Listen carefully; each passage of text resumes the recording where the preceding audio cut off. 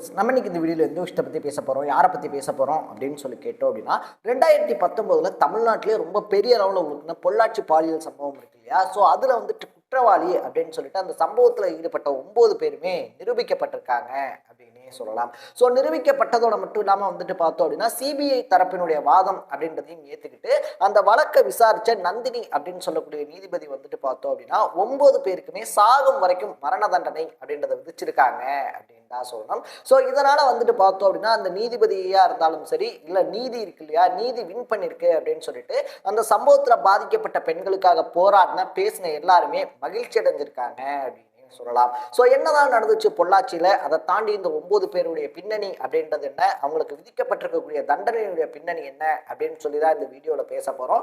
அதுக்கு முன்னாடி நம்ம சேனலுக்கு நீங்கள் புதுசாக வந்திருந்தீங்க அப்படின்னா இதே மாதிரி அப்பப்போ அப்டேட்டாக போயிட்டு இருக்கக்கூடிய விஷயங்கள் இருக்கு இல்லையா, அது கரண்ட் அஃபேர்ஸாக இருந்தாலும் சரி, பாலிடிக்ஸாக இருந்தாலும் சரி, ஸ்போர்ட்ஸாக இருந்தாலும் சரி, அப்பப்போ அப்டேட்டாக போயிட்டு இருக்கக்கூடிய விஷயங்களை நீங்கள் தொடர்ந்து தெரிஞ்சுக்கணும் அப்படின்னு ஆசைப்பட்டீங்கன்னா மறக்காம சேனலை ஃபாலோ பண்ணி சப்ஸ்கிரைப் பண்ணிக்கோங்க. ஸோ ஃபர்ஸ்ட் ஆஃப் ஆல் 2019 பிப்ரவரி 12 அன்னைக்கு வந்துட்டு பார்த்தோம் அப்படின்னா ஒரு பெண் வந்துட்டு பொள்ளாச்சியில் இருக்கக்கூடிய ஒரு பெண் அனைத்து மகளிர் காவல் நிலையத்தில் போயிட்டு கம்ப்ளைண்ட் அப்படின்றத பண்றாங்க. என்ன சம்பவம் நடந்திருக்கு அப்படின்னு சொல்லி பார்த்தோம் அப்படின்னா அந்த பெண்ணினுடைய தங்கச்சிக்கு வந்துட்டு இந்த மாதிரியான பாலியல் சீண்டல், பாலியல் தொந்தரவு அப்படின்றத வந்துட்டு இந்த 9 பேருமே கொடுத்துருக்காங்க அப்படின்னு சொல்லப்படுது. ஸோ ஒரு அளவுக்கு வரைக்குமே வந்துட்டு பொறுமையா இருந்த அந்த பெண் பார்த்தோம் அப்படின்னா உங்களுடைய தொந்தரவு தாங்காம தன்னுடைய அக்கா கிட்ட போயிட்டு சொல்றாங்க, எனக்கு இந்த மாதிரி நடந்துருச்சு, என்ன பண்றதுன்னு தெரியல அப்படின்னும் போது அவங்க தான் போலீஸ் ஸ்டேஷனுக்கு இந்த கேஸ் அப்படின்றத கொண்டு போறாங்க. அவங்க மேல கம்ப்ளைண்ட் அப்படின்றது கொடுக்கப்பட்டிருக்கு. கம்ப்ளைண்ட் எடுத்து விசாரிக்கும் போதுதான் பார்த்தோம் அப்படின்னா அடுத்தடுத்து வந்துட்டு பல சம்பவங்கள் அப்படின்றது வெளிச்சத்துக்கு வருது அப்படின்னு சொல்லலாம். ஸோ அந்த பொண்ணு மாதிரியே வந்துட்டு பார்த்தோம் அப்படின்னா பல நூற்றுக்கணக்கான பெண்களுடைய வாழ்க்கையில வந்துட்டு இந்த அரக்கர்கள் விளையாடிக்கிட்டு இருக்காங்க அப்படின்ற உண்மை அப்பதான் போலீஸ்க்கு புரிய ஆரம்பிக்குது. ஸோ அதனால உடனடியா என்ன பண்றாங்க அப்படின்னு சொல்லி பார்த்தோம் அப்படின்னா அந்த நியூஸ் ஸ்ப்ரெட் ஆக ஆரம்பிக்குது. ஆனா என்ன விட்டுருங்கண்ணா அப்படின்னு சொல்லி கதறி அலற மாதிரியான வீடியோக்கள் இருக்கு இல்லையா, வீடியோ கிளிப்பிங்ஸ்லாம் வந்துட்டு பார்த்தோம் அப்படின்னா அன்னைக்கு ஸ்ப்ரெட் ஆகி எல்லார் மனசையுமே உழுக்குச்சு அப்படின்னே சொல்லலாம். சரி என்னடா அந்த பொண்ணு அண்ணா விட்டுருங்கன்னு சொல்லி அழும்போது கூட உங்களுக்கு மனசு வரலையாடா அப்படின்னு சொல்லி எல்லாருமே யோசிக்கக்கூடிய அளவுக்கு பார்த்தோம் அப்படின்னா ரொம்பவே மோசமானவங்க அந்த வீடியோல அவங்க நடந்திருந்தாங்க அப்படின்னு தான் சொல்லணும். இதுக்கப்புறமா வந்துட்டு பார்த்தோம் அப்படின்னா அந்த வழக்கு இருக்கு இல்லையா, அந்த வழக்கை ரொம்ப தீவிரமா போலீஸ் விசாரிக்க ஆரம்பிச்சாங்க. முதல் கட்டமா வந்துட்டு பார்த்தோம் அப்படின்னா சதீஷ் இருக்கார் இல்லையா, சதீஷ், அதை தாண்டி வந்துட்டு சபரிராஜன், இவங்கெல்லாம் வந்துட்டு கைது பண்ணப்படும் போது திருநாவுக்கரசர் இந்த வழக்கிலே ரொம்ப முக்கியமான ஒருத்தர் அப்படின்னே சொல்லலாம். அவனுக்கு என்ன ஒருத்தன் அப்படின்னே சொல்லலாம். ஸோ திருநாவுக்கரசு வந்துட்டு பார்த்தோம் அப்படின்னா உடனடியாக வந்துட்டு தலைமறைவாகிறான். பிப்ரவரி 12 கம்ப்ளைண்ட் அப்படின்றது கொடுக்கப்பட்டிருந்தாலும் பிப்ரவரி 24 தான் வந்துட்டு பார்த்தோம் அப்படின்னா எஃப்ஐஆர் வந்துட்டு பதிவு பண்ணப்படுது அப்படின்னு சொல்லலாம். உடனடியாக வந்துட்டு பார்த்தோம் அப்படின்னா சபரிராஜன், சதீஷ், வசந்தகுமார் இவங்களெல்லாம் கைது பண்ணாலும் இந்த வழக்குல முக்கிய குற்றவாளியா இருக்கக்கூடிய திருநாவுக்கரசு இருக்கான் இல்லையா, அவன் வந்துட்டு பார்த்தோம் அப்படின்னா தலைமறைவானதோட மட்டும் இல்லாமல் ஒரு வீடியோ அப்படின்றதையும் வெளியிடுறான். இந்த மாதிரி வந்துட்டு எனக்கும் அதுக்கும் எந்த சம்பந்தமும் கிடையாது, நான் அந்த வழக்குல வந்துட்டு தேடப்படுறதுக்கு எந்த விதமான காரணமும் கிடையாது, எந்த சம்பந்தமும் கிடையாது அப்படின்னு சொல்லிட்டு. பட் போலீஸ் என்ன பண்றாங்க அப்படின்னு சொல்லி பார்த்தோம் அப்படின்னா மார்ச் 25 அந்த டேட்ல வந்துட்டு திருநாவுக்கரசை கைது பண்றாங்க. திருநாவுக்கரசினுடைய அந்த ஐபோன் இருக்கு இல்லையா, ஐபோன்ல தான் வந்துட்டு பார்த்தோம் அப்படின்னா பல பெண்கள் சீரழிக்கப்பட்டதுக்கான ஆதாரங்கள், அதாவது வீடியோஸா பதிவு பண்ணப்பட்டிருக்கு அப்படின்னு சொல்லலாம். ஸோ நூற்றுக்கணக்கான பெண்களுடைய குமுறல்கள் அந்த போன்ல இருந்துச்சு அப்படின்னு வந்துட்டு சொல்லப்படுது. இதை பார்த்த போலீஸ் செம்மையா ஷாக் ஆகுறாங்க, என்னடா இது இவ்வளவு விஷயம் பண்ணி வச்சிருக்கீங்க அப்படின்னு சொல்லிட்டு. உடனடியா பார்த்தோம் அப்படின்னா திருநாவுக்கரசை தொடர்ந்து சபரிராஜன் இருக்கா இல்லையா, அவனுடைய வீட்டுல இருந்து அவருடைய லேப்டாப் அப்படின்றது வந்துட்டு கைப்பற்றப்படுது. அந்த வீடியோ, அந்த லேப்டாப்லயும் வந்துட்டு பார்த்தோம் அப்படின்னா பல இளம் பெண்களுடைய வீடியோஸ் அப்படின்றது இருக்கு. ஸோ இந்த விஷயத்த வந்து அவ்வளவு சீரியஸான விஷயமா வந்துட்டு கன்சிடர் பண்ணியாச்சு. இதுல இருந்து யாரும் தப்பிச்சிடக்கூடாது அப்படின்றதுனால எல்லாருமே சிபிஐக்கு இந்த விசாரணையை மாத்துங்க அப்படின்னு சொல்றாங்க. அதுக்கு முக்கியமான காரணம் இந்த வழக்குல இருந்த பாபு, ஹேரன் பால், அருளானந்த் அப்படின்னு சொல்லிட்டு 3 பேர் வந்துட்டு அதிமுகவை சேர்ந்தவங்க அப்படின்னு வந்துட்டு சொல்லப்படுது.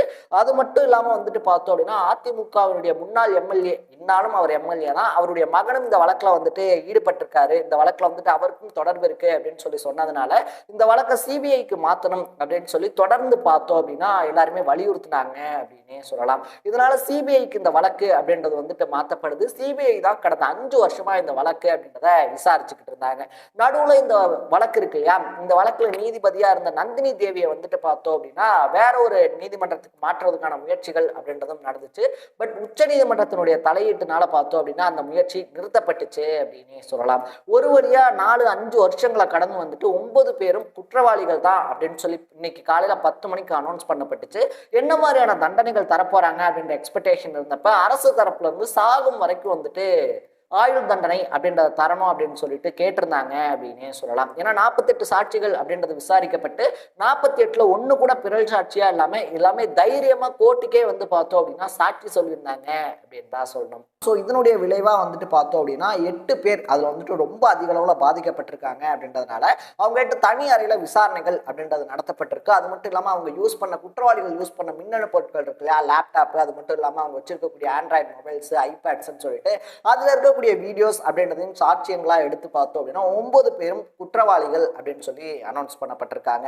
முதல் குற்றவாளியான சபரிராஜனுக்கு 4 ஆயுள் தண்டனையும், இரண்டாவது குற்றவாளியான திருநாவுக்கரசுக்கு வந்துட்டு பார்த்தோம் அப்படின்னா 5 ஆயுள் தண்டனை, மூணாவது குற்றவாளியான சதீஷ்க்கு 3 ஆயுள் தண்டனை, நாலாவது குற்றவாளியான வசந்தகுமாருக்கு வந்துட்டு 2 ஆயுள் தண்டனை, அஞ்சாவது குற்றவாளியான மணிவண்ணனுக்கு 5 ஆயுள் தண்டனை, ஆறாவது குற்றவாளியான பாபுக்கு வந்துட்டு பார்த்தோம் அப்படின்னா 1 ஆயுள் தண்டனை, ஏழாவது குற்றவாளியான ஹேரன் பாலுக்கு 3 ஆயுள் தண்டனை, எட்டாவது 9வது குற்றவாளியான அர்லானந்து அருண்குமார் இவங்க 2 பேத்துக்கும் வந்துட்டு தலா 1 ஆயுள் தண்டனை அப்படின்னு சொல்லிட்டு எல்லாருக்குமே ஆயுள் தண்டனை விதிக்கப்பட்டிருக்கு அப்படின்னே சொல்லலாம். ஸோ சாட்சியங்கள் வந்துட்டு பார்த்தோம் அப்படின்னா ரொம்பவே ஸ்ட்ராங்கா இருந்து நீதிமன்றங்கள் வந்து பிறல் சாட்சியா மாறாம டைரக்டா வந்துட்டு சாட்சி அப்படின்றத சொல்லி இருக்கிறதுனால வந்துட்டு இவங்க இன்னுமே மேல்முறையீடு அப்படின்றத செஞ்சாலும் இந்த வழக்குல தீர்ப்பு இருக்கு இல்லையா, இந்த தீர்ப்பு தண்டனையில இருந்து அவங்க தப்பிக்க முடியாது அப்படின்னு வந்துட்டு சொல்றாங்க. ஆல்ரெடியே வந்துட்டு வழக்கினுடைய சீரியஸ்னஸ் அப்படின்றத கருத்துல வச்சுட்டு இவங்கள யாருக்குமே ஜாமீன் அப்படின்றத கோர்ட் தரல அப்படின்னே சொல்லலாம். ஸோ இப்படிப்பட்ட ஒரு சுச்சுவேஷன்ல தான் வந்துட்டு பார்த்தோம் அப்படின்னா பல பெண்களுடைய வாழ்க்கையில விளையாண்ட இந்த 9 காமுகர்கள் இருக்காங்க இல்லையா, அவங்களுக்கு சரியான தண்டனையை நீதிமன்றமும் நீதிபதி நந்தினி தேவியும் கொடுத்திருக்காங்க அப்படின்னு சொல்லிட்டு பரவலா பாராட்டப்பட்டுக்கிட்டு இருக்கு அப்படின்னு தான் சொல்லணும். அட் த சேம் டைம்ல குற்றவாளிகள் தரப்புல இருந்து வந்துட்டு பார்த்தோம் அப்படின்னா கண்டிப்பா நாங்க வந்துட்டு மேல்முறையீட்டுக்கு போவோம், இன்னும் வந்துட்டு இந்த நகல்கள் இருக்கு இல்லையா, நகல் தீர்ப்பினுடைய நகல் அப்படின்றது வந்துட்டு எங்களுக்கு கொடுக்கப்படல, ஸோ அதுல வந்துட்டு எங்களுடைய எந்தெந்த வாதங்கள் ஏற்கப்பட்டிருக்கு அப்படின்றத நாங்க பார்த்துட்டு உச்ச நீதிமன்றத்துல போயிட்டு மேல்முறையீடு பண்ணுவோம் அப்படின்னு சொல்லியிருக்காங்க. பட் கவர்மெண்ட் சைட்ல இருந்து பார்த்தோம் அப்படின்னா எங்க போய் மேல்முறையீடு பண்ணாலும் அவங்க தப்பிக்கிறதுக்கான வழி இல்லை அப்படின்னு வந்துட்டு சொல்லப்படுது. இது மட்டும் இல்லாம பாதிக்கப்பட்ட பெண்கள் இருக்காங்க இல்லையா, அவங்களுக்கு வந்துட்டு 85 லட்சம் ரூபாய் நிவாரணம் அப்படின்றத கொடுக்கணும் அப்படின்னு சொல்லி கோர்ட் உத்தரவு போட்டிருக்காங்க அப்படின்னு சொல்லலாம்.